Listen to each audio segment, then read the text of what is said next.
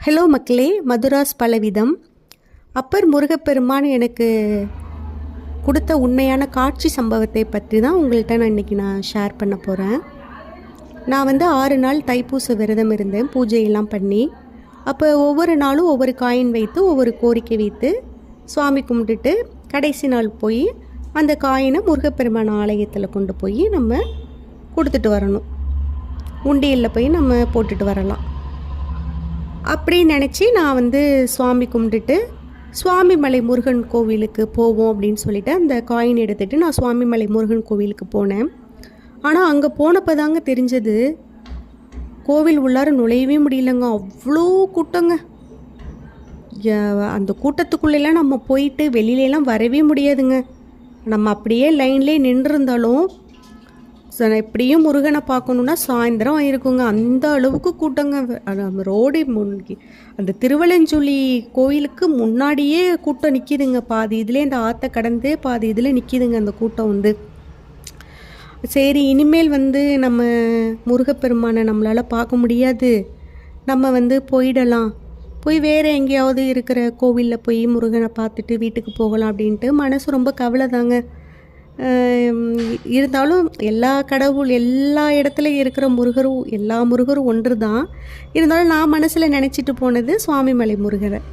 சரி, நமக்கு சரி முருகரை போய் அவர் பார்க்க முடியலையே அப்படின்னு சொல்லிட்டு கவலையோடு திரும்ப ரிட்டன் திருவலஞ்சுழியில் இருக்கிற முருகரை போயிட்டு சாமி கும்பிட்டுட்டு அங்கே இருக்கிற ஆலயத்தில் காயினை உண்டியில் போட்டுட்டு நாங்கள் வரும் பொழுது ஒரு காட்சி ஒன்று எனக்கு கிடச்சிச்சிங்க.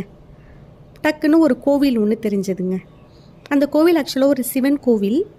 அந்த கோவிலுக்கு சரி போயிட்டு போகலாமே அப்படின்னு மனசு தோணுச்சுங்க.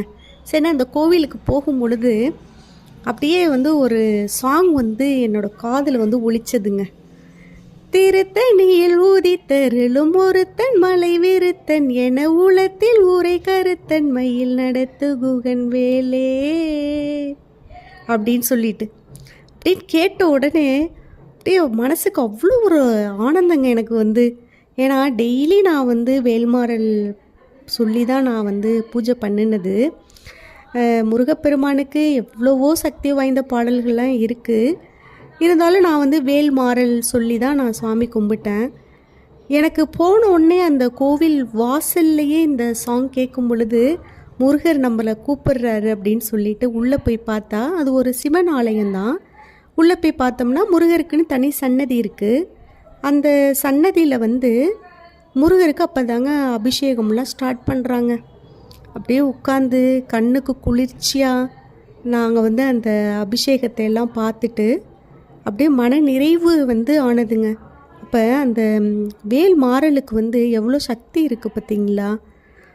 அந்த வேல் மாறல் எப்போதுமே நமக்கு ஒரு பாதுகாப்பு கவசமாகவும் இருக்குங்க. நம்ம எப்போதும் நம்ம பிரயாணம் பண்ணும் பொழுது அந்த வேல் மாறலை நம்ம மனசில் ஒழிச்சிக்கிட்டே போகலாம். அப்போ அந்த கோவிலில் இன்னொரு சிறப்பு விசேஷம் என்னன்னா, பெருமாள் கையில் தான் சங்கு சக்கரம் இருக்கும். ஆனால் அங்கே உள்ள முருகர் கையில் சங்கு சக்கரம் இருக்கும். நிறைய பேர் கெஸ் பண்ணியிருப்பீங்கன்னு நினைக்கிறேன் என்னோடய சப்ஸ்கிரைபரெல்லாம். அந்த கோவில் எந்த கோவில் நீங்கள் தெரிஞ்சுக்கணும் அப்படின்னா கமெண்ட்டில் கேளுங்க, நான் கண்டிப்பாக சொல்கிறேன். ரொம்ப பழமையான ஆலயம் தாங்க அந்த கோவில். அந்த கோவிலில் இன்னொரு சிறப்பு என்ன அப்படின்னா, அந்த கோவிலில் போயிட்டு அங்கே காசு வச்சு கொடுப்பாங்க நமக்கு.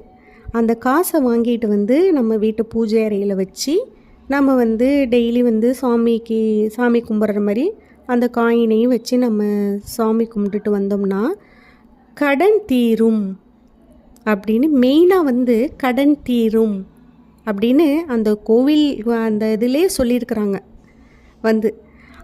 நம்ம லக்ஷ்மி கடாட்சம் கிடைக்கும் அப்படின்னு சொல்லியிருக்காங்க. ரொம்ப பழமையான ஆலயம். ரொம்ப மன நிறைவோடு நெகிழ்ச்சியோடு அந்த ஆலயத்திலேருந்து நான் வெளியில் வந்தேங்க. அந்த வேல்மாறலுக்கு எவ்வளோ பவர் இருக்குது அப்படின்னு சொல்லிட்டு எனக்கு அப்பன் முருகப்பெருமான் அந்த கொடுத்த காட்சி என் வாழ்க்கையில் மறக்கவே முடியாத ஒரு சம்பவம். இது கடவுள் மேலே நம்பிக்கை இருக்கிறவங்களுக்கு கண்டிப்பாக இதை நம்புவாங்க அப்படின்னு நான் நினைக்கிறேன். இந்த சேனல் பிடிச்சிருந்துச்சு அப்படின்னு சொன்னால் என்னோடய சேனலுக்கு சப்ஸ்கிரைப் பண்ணுங்கள், லைக் பண்ணுங்கள், பெல் ஐக்கானை கிளிக் பண்ணி விடுங்க. தேங்க்யூ.